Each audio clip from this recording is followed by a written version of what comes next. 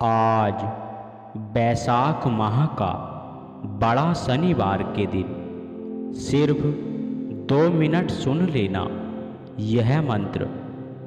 आपका पुत्र का भाग्य चमक उठेगा।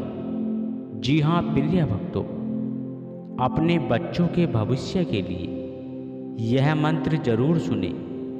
जी हाँ प्रिय भक्तों, क्योंकि शनिवार का दिन शनिदेव भगवान का सबसे प्रिय और पावन दिन है। इस दिन जो भक्त भी सच्चे मन और श्रद्धा भाव के साथ शनिदेव भगवान के इस मंत्र का उच्चारण या श्रवण 108 बार कर लेते हैं तो शनिदेव भगवान उसके जीवन में उजाला ही उजाला कर देते हैं। जी हाँ प्रिय भक्तों, क्योंकि शनिदेव का जिस पर प्रकोप होता है तो वह कभी भी सुखी नहीं रहता, और जिस पर शनिदेव का आशीर्वाद होता है वह हमेशा ही सुखी रहता है। तो इसलिए शनिदेव भगवान के इस मंत्र का उच्चारण या श्रवण आपको 108 बार करना है। जी हाँ प्रिय भक्तों, फिर शनिदेव भगवान आपसे अति प्रसन्न हो जाएंगे।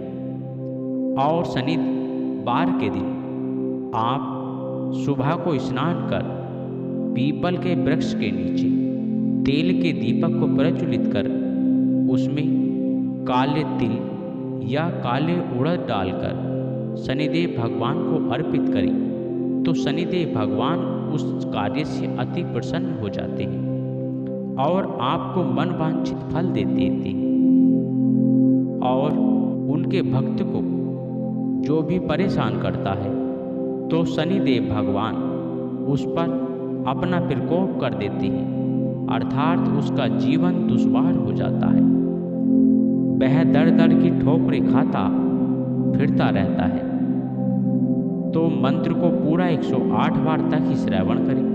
मंत्र को सुनकर बीच में अधूरा बिल्कुल भी ना छोड़ें। और इसी तरह मंत्रों की जानकारी पाने के लिए हमारे चैनल को सब्सक्राइब कर वीडियो को लाइक और शेयर जरूर करें। और शनिदेव भगवान की कृपा पाने के लिए कमेंट में जय शनिदेव जरूर लिखें। तो आइए सुनते हैं शनिदेव भगवान का यह चमत्कारिक सिद्ध मंत्र। ओम नीलांजन समाभासम रविपुत्रम यमाग्रजम छाया मारतंड संभूतम तम नमामि शनेच्चरम्।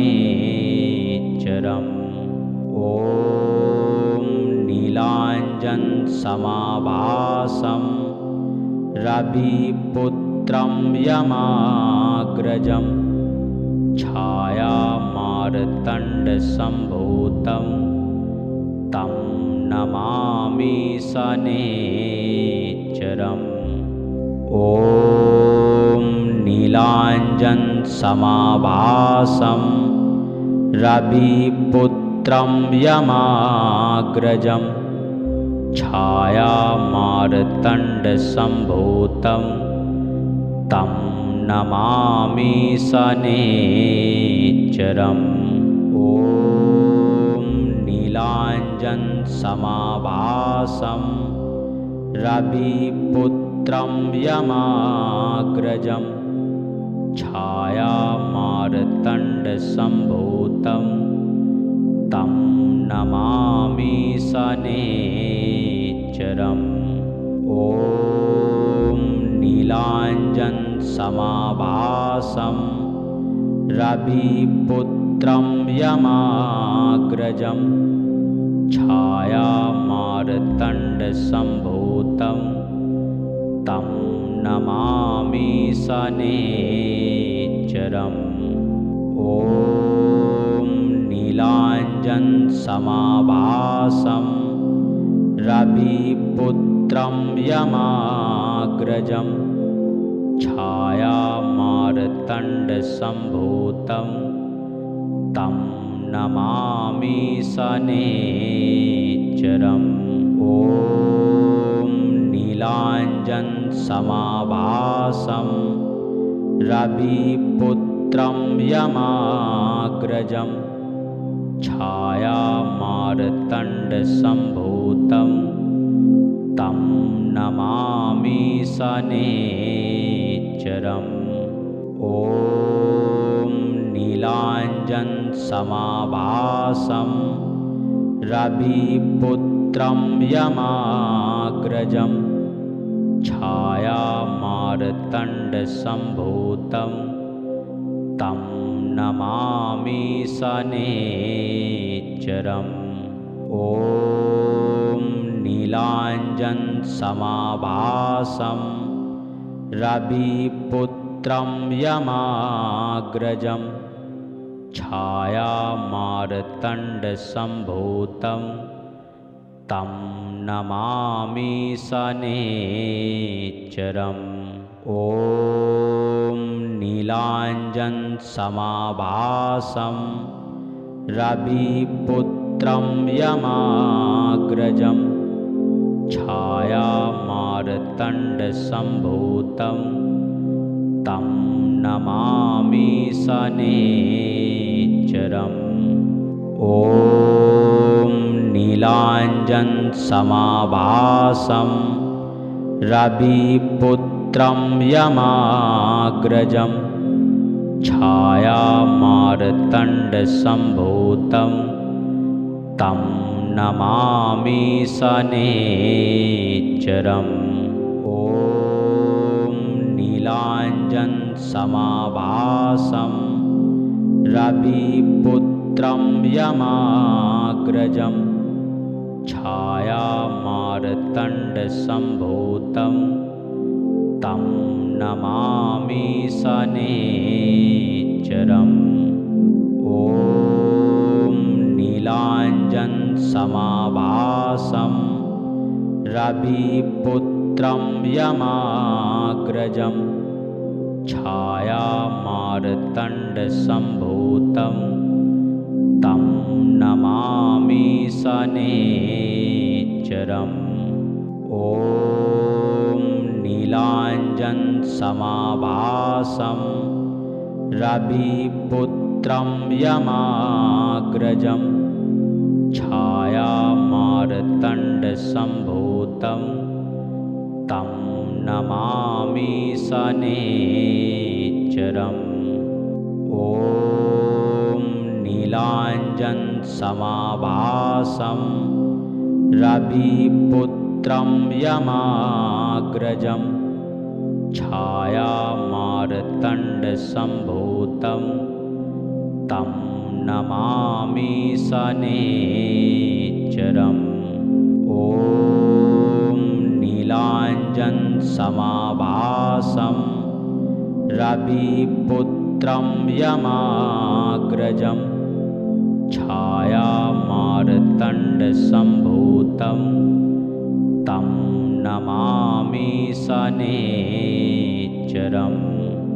ॐ नीलाञ्जनसमाभासं रविपुत्रं यमाग्रजं छायामार्तण्डसम्भूतं तं नमामि शनैश्चरम्। ॐ नीलाञ्जनसमाभासं रविपुत्रं यमाग्रजं छायामार्तण्डसम्भूतं तं नमामि शनैश्चरम्। ॐ नीलाञ्जनसमाभासं रविपुत्रं यमाग्रजं छायामार्तण्डसम्भूतं तं नमामि शनैश्चरम्। ॐ नीलाञ्जनसमाभासं रविपुत्रं यमाग्रजं छायामार्तण्डसम्भूतं तं नमामि शनैश्चरम्। ॐ नीलाञ्जनसमाभासं रविपुत्रं रविपुत्रं यमाग्रजं छायामार्तण्डसम्भूतं तं नमामि शनैश्चरम्। ॐ नीलाञ्जनसमाभासं रविपुत्रं यमाग्रजं छायामार्तण्डसम्भूतं तं नमामि शनैश्चरम्। ॐ नीलाञ्जनसमाभासं रविपुत्रं यमाग्रजं छायामार्तण्डसम्भूतं तं नमामि शनैश्चरम्। ॐ नीलाञ्जनसमाभासं रविपुत्रं यमाग्रजं छायामार्तण्डसम्भूतं तं नमामि शनैश्चरम्। ॐ नीलाञ्जनसमाभासं रविपुत्रं यमाग्रजं छायामार्तण्डसम्भूतं तं नमामि शनैश्चरम्। ॐ नीलाञ्जनसमाभासं रविपुत्रं यमाग्रजं छायामार्तण्डसम्भूतं तं नमामि शनैश्चरम्। ॐ नीलाञ्जनसमाभासं रविपुत्रं यमाग्रजं छायामार्तण्डसम्भूतं तं नमामि शनैश्चरम्। ॐ नीलाञ्जनसमाभासं रविपुत्रं यमाग्रजं छायामार्तण्डसम्भूतं तं नमामि शनैश्चरम्। ॐ नीलाञ्जनसमाभासं रविपुत्रं यमाग्रजं छायामार्तण्डसम्भूतं तं नमामि शनैश्चरम्। ॐ नीलाञ्जनसमाभासं रविपुत्रं यमाग्रजं छायामार्तण्डसम्भूतं तं नमामि शनैश्चरम्। ॐ नीलाञ्जनसमाभासं रविपुत्रं यमाग्रजं छायामार्तण्डसम्भूतं तं नमामि शनैश्चरम्। ॐ नीलाञ्जनसमाभासं रविपुत्रं यमाग्रजं छायामार्तण्डसम्भूतं तं नमामि शनैश्चरम्।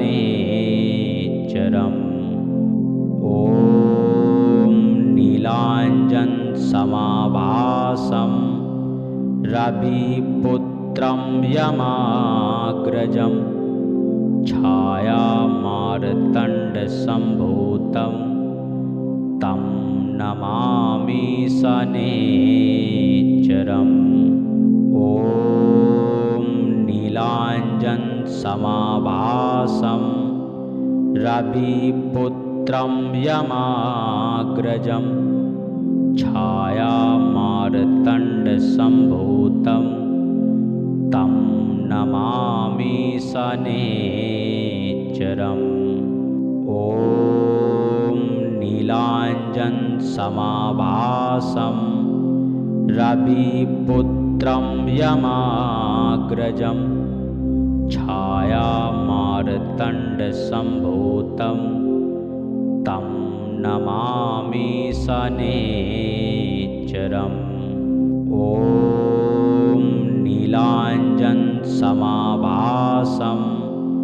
रविपुत्रं यमाग्रजं छायामार्तण्डसम्भूतं तं नमामि शनैश्चरम्। ॐ नीलाञ्जनसमाभासं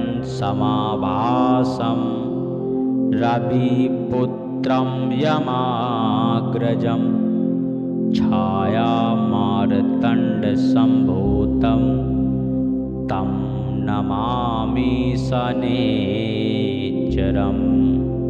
ॐ नीलाञ्जनसमाभासं रविपुत्रं यमाग्रजं छायामार्तण्डसम्भूतं तं नमामि शनैश्चरम्। ॐ नीलाञ्जनसमाभासं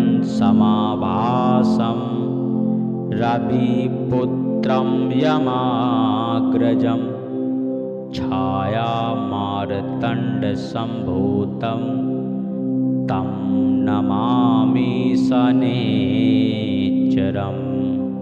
ॐ नीलाञ्जनसमाभासं रविपुत्रं यमाग्रजं छायामार्तण्डसम्भूतं तं नमामि शनैश्चरम्।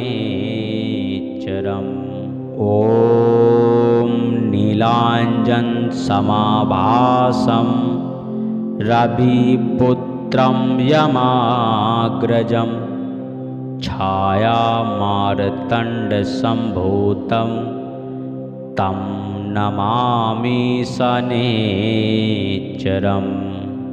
ॐ नीलाञ्जनसमाभासं रविपुत्रं यमाग्रजं छायामार्तण्डसम्भूतं तं नमामि शनैश्चरम्। ॐ नीलाञ्जनसमाभासं रविपुत्रं यमाग्रजं छायामार्तण्डसम्भूतं तं नमामि शनैश्चरम्। ॐ नीलाञ्जनसमाभासं रविपुत्रं यमाग्रजं छायामार्तण्डसम्भूतं तं नमामि शनैश्चरम्। ॐ नीलाञ्जनसमाभासं रविपुत्रं यमाग्रजं छायामार्तण्डसम्भूतं तं नमामि शनैश्चरम्। ॐ नीलाञ्जनसमाभासं रविपुत्रं यमाग्रजं छायामार्तण्डसम्भूतं तं नमामि शनैश्चरम्। ॐ नीलाञ्जनसमाभासं रविपुत्रं यमाग्रजं छायामार्तण्डसम्भूतं तं नमामि शनैश्चरम्।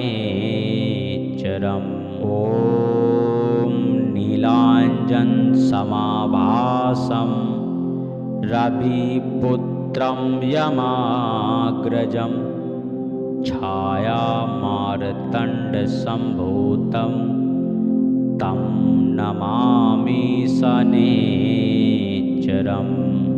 ॐ ॐ नीलाञ्जनसमाभासं रविपुत्रं यमाग्रजं छायामार्तण्डसम्भूतं तं नमामि शनैश्चरम्। ॐ नीलाञ्जनसमाभासं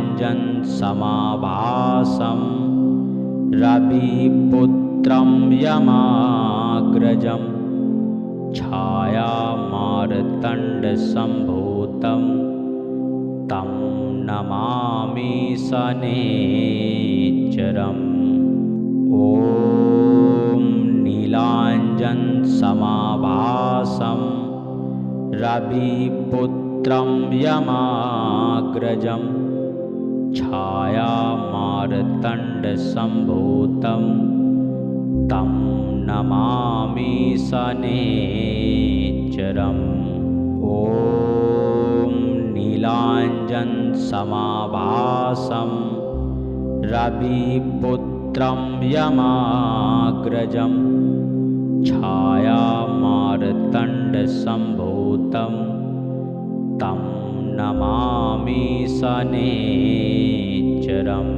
ॐ नीलाञ्जनसमाभासं रविपुत्रं यमाग्रजं छायामार्तण्डसम्भूतं तं नमामि शनैश्चरम्। ॐ नीलाञ्जनसमाभासं रविपुत्रं यमाग्रजं छायामार्तण्डसम्भूतं तं नमामि शनैश्चरम्। ॐ नीलाञ्जनसमाभासं रविपुत्रं यमाग्रजं छायामार्तण्डसम्भूतं तं नमामि शनैश्चरम्।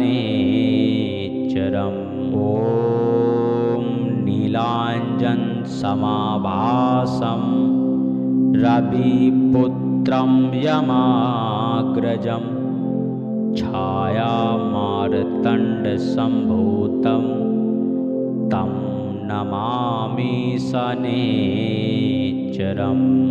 ॐ नीलाञ्जनसमाभासं रविपुत्रं यमाग्रजं छायामार्तण्डसम्भूतं तं नमामि शनैश्चरम्। ॐ नीलाञ्जनसमाभासं रविपुत्रं यमाग्रजं छायामार्तण्डसम्भूतं तं नमामि शनैश्चरम्। ॐ नीलाञ्जनसमाभासं